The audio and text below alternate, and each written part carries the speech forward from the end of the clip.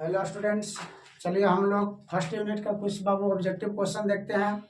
धीरे धीरे हम लोग बहुत सारा ऑब्जेक्टिव क्वेश्चन देखेंगे। चलिए देखा जाए बाबू, ध्यान दीजिए। कह रहा है यदि समरूप क्षेत्र एक सच की दिशा में हो तो समविभव क्या होगा। ठीक है, समविभव किस दिशा में रहेगा, कैसे रहेगा। हम लोग को बाबू पहले से पता है समविभव क्या होता है। पहले समझिए समविभव क्या होता है। समविभवी सतह हम लोग पहले समझते हैं बाबू। समविभवी सतह, समविभवी सतह बहुत इंपॉर्टेंट है बाबू, बहुत बढ़िया कॉन्सेप्चुअल टॉपिक है ये। समविभवी सतह इंग्लिश होता है equipotential surface. Equipotential surface, surface मतलब सर का फेस नहीं, सतह। देखिए बाबू, हम लोग एक ऐसे सतह की कल्पना कर रहे हैं, ध्यान दीजिए थोड़ा सा।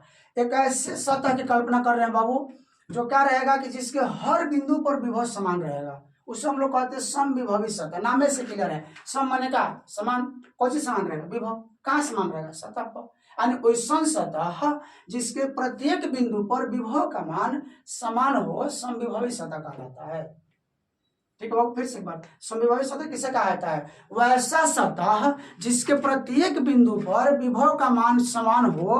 मान समान मतलब का इज्जत प्रतिष्ठा हो नहीं, वैल्यू समान रहे बाबू। ठीक है, उसका आंकिक मान समान रहे तो कहता है वैसा सतह जिसके प्रत्येक बिंदु पर विभव का मान समान हो उसे समविभवी सतह कहा जाता है। नाम से ही क्लियर है बाबू। सम माने समान रहेगा, का समान रहेगा, विभव समान रहेगा, कहाँ समान रहेगा, सतह पर समान रहेगा। यानी वैसा सतह जिसके प्रत्येक बिंदु पर विभव का मान समान हो समविभवी सतह कहलाता है। यानी मान लेते हैं समविभवी सतह है। ठीक है, अगर ये समविभवी सतह है तो इसके प्रत्येक बिंदु पर विभव का मान एक समान होगा। अगर यहाँ पर 5 वोल्ट, यहाँ पर 5 वोल्ट, यहाँ पर 5 वोल्ट, यहाँ पर सब जगह 5 वोल्ट, कहीं पर आप चेक कीजिए हर जगह 5 वोल्ट ही रहेगा। ठीक है, उसी को हम लोग समविभवी सतह कहते हैं। और एक हम लोग समविभवी सतह को प्रॉपर्टी में क्या पढ़े बाबू, समविभवी सतह के 4-5 प्रॉपर्टी आप लोग को पढ़ाया गया होगा। उस प्रॉपर्टी में हम लोग एक बात पढ़े बाबू कि समविभवी सतह पर विद्युत क्षेत्र रेखाएं लंबवत होती हैं। समविभवी सतह पर विद्युत क्षेत्र रेखाएं लंबवत होती है, उसको आप साबित भी किए होंगे। डीवी बराबर माइनस सी डी आर होता है, इतना हम लोग जानते हैं। ठीक है, इतना हम लोग जानते हैं ना बाबू। यहाँ से हम लोग इस फॉर्मूला के सहायता से हम लोग साबित किया है। यहाँ से इसको ब्रेक कीजिएगा तो क्या आएगा, डॉट प्रोडक्ट हटेगा तो कॉस थीटा आता है।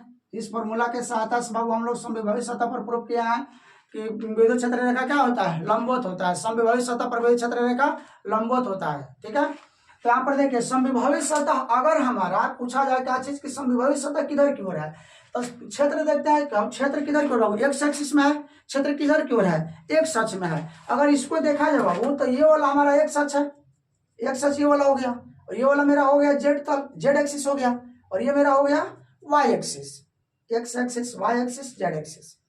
और अगर तल के बात करें तो ये वाला मेरा हो गया, देखिए एक्स और वाई, यानी एक्स वाई तल हो गया ये वाला, ये मेरा एक्स वाई तल हो गया। ये मेरा हो जाएगा कौन वाला तल बाबू, वाई जेड हो जाएगा। ये वाला ऊपर आ रहा है और इधर जा रहा है तो वाई जेड हो जाएगा। और ये मेरा कौन सा तल होगा, एक्स और जेड। देखिए बाबू, ये वाला एक्स एक्सिस, ये वाला जेड एक्सिस, यानी एक्स जेड तल हो गया। फिर से बढ़िया से X axis Y axis, X Y तल।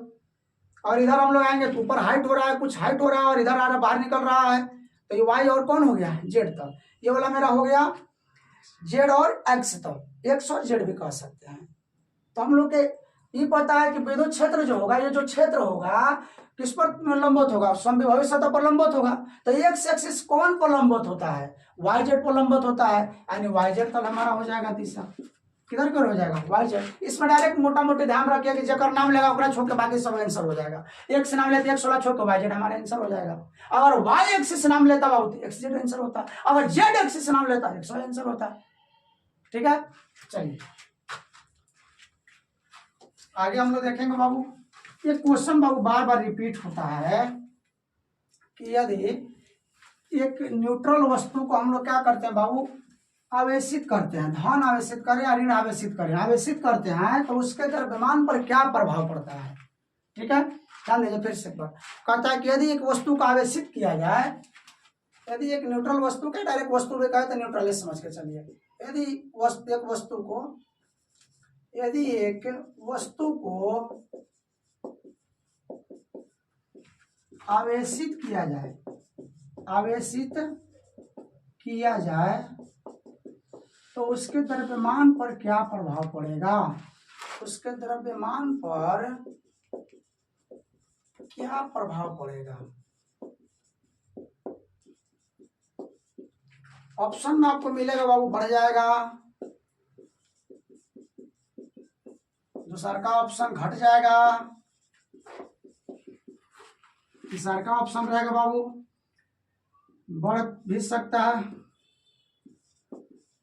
बढ़ या घट जाएगा। तीसरा का ऑप्शन बढ़ या घट जाएगा। चौथा ऑप्शन रहेगा हम लोग का बाबू अपरिवर्तित रहेगा, अपरिवर्तित रहेगा। ध्यान दीजिए थोड़ा सा, यदि एक वस्तु को आवेशित किया जाए तो उसके द्रव्यमान पर क्या प्रभाव पड़ेगा। ध्यान दीजिए बाबू, कोई वस्तु को हम लोग आवेशित करते हैं तो क्या होता है, पहला नंबर वस्तु आवेशित कैसे होता है। मान लेते हैं कि हमारा न्यूट्रल ऑब्जेक्ट है, न्यूट्रल है इसका मतलब आप क्या समझ रहे हैं बाबू, ध्यान दीजिए थोड़ा सा बढ़िया समझिएगा। न्यूट्रल है तो इसका मतलब क्या है कि उसके नाभिक में जितना प्रोटॉन होगा, नाभिक का प्रोटॉन और न्यूट्रॉन होता है हम लोग जानते हैं, उतना ही उसके चारों ओर क्या होगा बाबू, इलेक्ट्रॉन्स होंगे। जितना नाभिक में प्रोटॉन होगा उतना ही क्या होगा, इलेक्ट्रॉन होगा। जैसे मान लीजिए हम नियोन पे बात करते हैं बाबू, ठीक है, तो नियोन में कितना होता है, 10 को प्रोटॉन 10 को इलेक्ट्रॉन होता है, ठीक है, न्यूट्रल है हम लोग मान के चल रहा है। तो 10 प्रोटॉन और 10 न्यूट्रॉन, मान लीजिए नाभिक है तो इसमें 2 गो, इसमें क्या हो रहा होगा 8 गो। आई प्रोटॉन में क्या हो रहा होगा बाबू, 10 को प्रोटॉन रहा होगा, 10 प्रोटॉन और 10 इलेक्ट्रॉन, इलेक्ट्रॉन है फर्स्ट ऑर्बिट में 2 गो, फिर सेकंड ऑर्बिट में 8 गो इलेक्ट्रॉन रिवॉल्व कर रहा होगा। आप समझिए थोड़ा सा, हम लोग को ये पता है कि जितना चार्ज होता है बाबू इलेक्ट्रॉन पे माइनस में, उतना ही चार्ज होता है प्रोटॉन पे प्लस में। इलेक्ट्रॉन पे चार्ज कितना होता है बाबू, एक इलेक्ट्रॉन पे चार्ज होता है, एक इलेक्ट्रॉन पर आवेश, एक इलेक्ट्रॉन पर आवेश होता है बाबू -1.6 गुना 10 के पावर -19 कूलम, ठीक है। और एक प्रोटॉन पे चार्ज होता है बाबू, एक प्रोटॉन पर आवेश प्लस का 1.6 गुना 10 के पावर -19। ध्यान दीजिए पर बढ़िया से, इलेक्ट्रॉन और प्रोटॉन पे चार्ज बराबर होता है, सिर्फ माइनस प्लस के डिफरेंस होता है। इलेक्ट्रॉन पे माइनस में बोलना है, प्रोटॉन पे प्लस में बोलना है। इलेक्ट्रॉन पे चार्ज पूछा जाए, अगर आप इतना बोल रहे हैं कि 1.6 × 10⁻⁻19 तो गलत है, साइन के साथ बोलना है, प्लस माइनस के साइन के साथ। और साइन के बारे में कौन बोला था, बेंजामिन फ्रैंकलिन। चार्ज को 2 भाग में बांटने वाला कौन है बाबू, बेंजामिन फ्रैंकलिन, नेगेटिव चार्ज और पॉजिटिव चार्ज, ठीक है। तो चार्ज को देखिए ध्यान दीजिएगा, इलेक्ट्रॉन पर चार्ज कितना होता है -1.6, माइनस के साथ बोलना है बाबू हमेशा, -1.6 × 10⁻⁻19 -19, ठीक है, कूलम। और प्रोटॉन पे चार्ज कितना होता है प्लस, प्रोटॉन पे बोला जाए तो प्लस के साथ बोलना है, प्लस बोल दीजिएगा गलत हो जाएगा, ठीक है। या अगर मान लो हमको याद है प्लस बोलना भूल गए, गलत हो गया, +1.6 × 10⁻⁻19 प्लस 1.6 गुना 10 के पावर -19 कूलम होगा, ठीक है। चलिए तो हम लोग क्या देखते हैं, जितना प्रोटॉन उतना ही क्या है इलेक्ट्रॉन की संख्या है, संख्या दोनों बराबर है, दोनों बराबर संख्या है तो एक दूसरे को क्या कर देगा, कैंसिल कर देगा। तो इसीलिए एटम जो होता है शुरू में प्रारंभ में इलेक्ट्रिकली न्यूट्रल होता है, विद्युत उदासीन होता है, क्योंकि जितना इलेक्ट्रॉन की संख्या उतना ही प्रोटॉन की संख्या। इलेक्ट्रॉन पे माइनस और प्रोटॉन पर प्लस एक दूसरे को समाप्त कर दिया, क्योंकि धन आवेश और ऋण आवेश एक दूसरे को समाप्त करने का गुण रखता है। पॉजिटिव चार्ज और नेगेटिव चार्ज जो होता है बाबू एक दूसरे को कैंसिल करने के प्रॉपर्टी रखता है। तो उस प्रॉपर्टी से क्या करेगा, प्रोटॉन पे प्लस वाला इलेक्ट्रॉन पे माइनस वाला एक दूसरे को खत्म कर दिया, इलेक्ट्रॉन क्या हो गया, इलेक्ट्रिकली न्यूट्रल हो गया, कोई आवेश नहीं है इस पर, ठीक है। अगर हम लोग आवेश इस पर उत्पन्न करना है बाबू, तो आवेश उत्पन्न करने के लिए हम लोग क्या करेंगे, आवेश उत्पन्न करने के लिए आते अगर इलेक्ट्रॉन भागा दे या तो कहीं से इलेक्ट्रॉन ला दे तो अब इस पे आवेश उत्पन्न होगा। आवेश उत्पन्न होने का बस सही कंडीशन है, या तो इलेक्ट्रॉन भाग जाए या तो इलेक्ट्रॉन आ जाए। इलेक्ट्रॉन भाग जाएगा तो यो में आवेश उत्पन्न हो जाएगा, इलेक्ट्रॉन अगर बौका हो जा रहा आ जा रहा है तब वो उत्पन्न हो जाएगा, भाग जाएगा तब आ जाएगा, तब क्या हो जाएगा। थोड़ा सुनिए, मान लो 10 को इलेक्ट्रॉन था, इस पर प्रोटॉन पे क्यों नहीं बात कर रहा है, क्योंकि प्रोटॉन निकल ही नहीं सकता है, ठीक है, प्रोटॉन भाग नहीं लेता है, प्रोटॉन नाभिक में ना, नाभिक को तोड़ना बहुत मुश्किल है बाबू, ठीक है, नाभिक टूटता है तो नाभिक की विक्रिया होता है।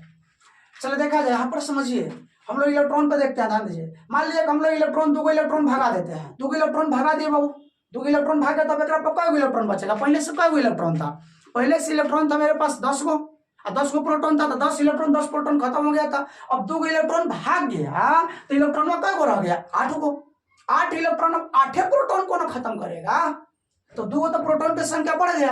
अब प्रोटॉन पर कौन आवेश होता है, धन आवेश, तो पूरे एटम पे कौन आवेश नजर आएगा? धन आवेश नजर आएगा। इसीलिए कहा जाता है कि इलेक्ट्रॉन के भागने से धन आवेश उत्पन्न होता है। बात समझिएगा। 2 इलेक्ट्रॉन भाग गया तो अब 8 इलेक्ट्रॉन बचेगा। 8 इलेक्ट्रॉन 8 को प्रोटॉन को खत्म करेगा, तो ऑल ओवर किसका संख्या बढ़ गया?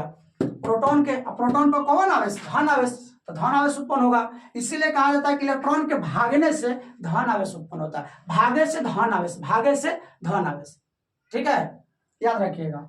अगर इलेक्ट्रॉन उधर से आ जाए, मान लीजिए इलेक्ट्रॉन उधर से आ जाता बाबू, तो क्या होता? थोड़ा समझिएगा। अगर इलेक्ट्रॉन आ जाता, पहले से 10 इलेक्ट्रॉन था, अगर मान लीजिए कि 2 इलेक्ट्रॉन जाने के बजाय आ जाए तो 12 इलेक्ट्रॉन हो जाता। 12 इलेक्ट्रॉन होगा बाबू, तो 10 प्रोटॉन 10 से बड़े इलेक्ट्रॉन को खत्म करेगा। 2 इलेक्ट्रॉन में मेरा बच जाएगा। इलेक्ट्रॉन पर कौन चार्ज बाबू? ऋणात्मक, माइनस। तो इस पर कौन आवेश उत्पन्न हो जाएगा? माइनस चार्ज उत्पन्न हो जाएगा। यानी यही बात है बाबू, थोड़ा समझने की कोशिश कीजिए कि अगर इलेक्ट्रॉन आता है, कोई भी एटम पर अगर इलेक्ट्रॉन आता है बाबू, तो होता है माइनस चार्ज, और इलेक्ट्रॉन चल जाता है तो धन आवेश। यानी आवेश उत्पन्न करने का प्रक्रिया क्या? इलेक्ट्रॉन का ट्रांसफर। क्लियर बाबू? चार्ज कैसे उत्पन्न होता है? इलेक्ट्रॉनों का स्थानांतरण के कारण। इलेक्ट्रॉन जब तक स्थानांतरित नहीं होगा आवेश उत्पन्न नहीं होगा। इलेक्ट्रॉन का स्थानांतरण की प्रक्रिया के कारण आपका आवेश उत्पन्न होता है, ठीक है। तो यहाँ पर हम लोग क्या देखें कि इलेक्ट्रॉन आएगा चाहे जाएगा तो आवेश उत्पन्न होगा। आएगा तो ऋण आवेश, आएगा तो ऋण आवेश, और जाएगा तो धन आवेश, ठीक है। और इलेक्ट्रॉन जाएगा तो कोई भी बाबू आएगा चाहे जाएगा, ओकर अपन द्रव्यमान ले लेना जाएगा। तो इलेक्ट्रॉन का द्रव्यमान हम लोग को पता है कि कितना होता है बाबू? 9.1 गुना 10 के पावर -31 kg। इलेक्ट्रॉन का द्रव्यमान कितना होता है? 1 इलेक्ट्रॉन पर द्रव्यमान होता है बाबू, 1 इलेक्ट्रॉन पर द्रव्यमान होता है 9.1 गुना 10 के पावर -31 kg, ठीक है। तो यहाँ पर क्या होगा बाबू, ध्यान से समझिएगा। इलेक्ट्रॉन अगर चला गया तो अपन द्रव्यमान ले लेना, चला गया। धन आवेशित कैसे किए थे? इलेक्ट्रॉन के भागा के किए थे। इलेक्ट्रॉन भागा तो अपन द्रव्यमान ले लेना जाएगा। आप जाएगा तक अपन द्रव्यमान छोड़ जाएगा, द्रव्यमान अपन ले जाइएगा। तो वही बात है कि यहाँ पर इलेक्ट्रॉन जाएगा तो अपना द्रव्यमान ले जाएगा, और द्रव्यमान ले जाएगा तो साधारण सी बात है कि उस पर क्या होगा? द्रव्यमान की कमी हो जाएगा। अगर हम इसको ऋण आवेशित करते हैं तो ऋण आवेशित कैसे होता है? इलेक्ट्रॉन के आने से। इलेक्ट्रॉन आएगा तब ना ऋण आवेशित होगा। तो इलेक्ट्रॉन आएगा तो अपन द्रव्यमान ले आएगा, यानी ऋण आवेशित करेंगे तो द्रव्यमान क्या होगा? बढ़ जाएगा, ठीक है। देखिए मोटा मोटी आप समझिए। धन आवेशित कैसे होता है बाबू? धन आवेशित होता है इलेक्ट्रॉन के भागने से। इलेक्ट्रॉन भाग रहा है, इलेक्ट्रॉन भाग रहा है तो मतलब क्या हो गया? अपन द्रव्यमान ले भाग गया, यानी कि द्रव्यमान में कमी हो जाएगा। ऋण आवेशित करेंगे तो मतलब ऋण आवेशित कैसे होता है? इलेक्ट्रॉन के आने से होता है। इलेक्ट्रॉन आएगा तो अपन द्रव्यमान ले आएगा, तो मतलब क्या होगा? द्रव्यमान इंक्रीज कर जाएगा। तो अगर किसी वस्तु का आप आवेशित कीजिएगा तो उसका द्रव्यमान बढ़ भी सकता है, घट भी सकता है। अगर आवेशित में क्लियर कर दे कि कौन आवेशित किए हैं आप, अगर आप धन आवेशित किए हैं तो क्या होगा बाबू? द्रव्यमान घट जाएगा। अगर आप ऋण आवेशित किया है तो मतलब इलेक्ट्रॉन आया है तो क्या होगा? द्रव्यमान बढ़ जाएगा। क्लियर हुए बाबू? यानी कि हम लोग इतना अगर लिखना है तो लिख सकते हैं सब। इलेक्ट्रॉन का आवेश कितना होता है प्रोटॉन पर? चलिए देख लीजिए, हम लोग मोटा मोटी लिख लेंगे बाबू कि अगर हम किसी वस्तु को धन आवेशित करेंगे, ध्यान दीजिए, पहला नंबर आवेश ना क्लियर करे कि धन आवेशित है कि कैसा है, तो बढ़ भी सकता है और घट भी सकता है। क्लियर ना किया एक वस्तु का आवेशित किया तो कौन आवेशित किया? ना धन ना ऋण, कुछ नहीं कहा, केवल आवेशित किया। तो आवेशित किया तो इसमें बढ़ भी सकता है, घट भी सकता है। अगर इसमें धन आवेशित कर दे, धन आवेशित कर दे बाबू, धन आवेशित करेगा, धन आवेशित होगा तो द्रव्यमान क्या होगा बाबू? घटेगा। धन आवेशित करेंगे तो द्रव्यमान घटेगा।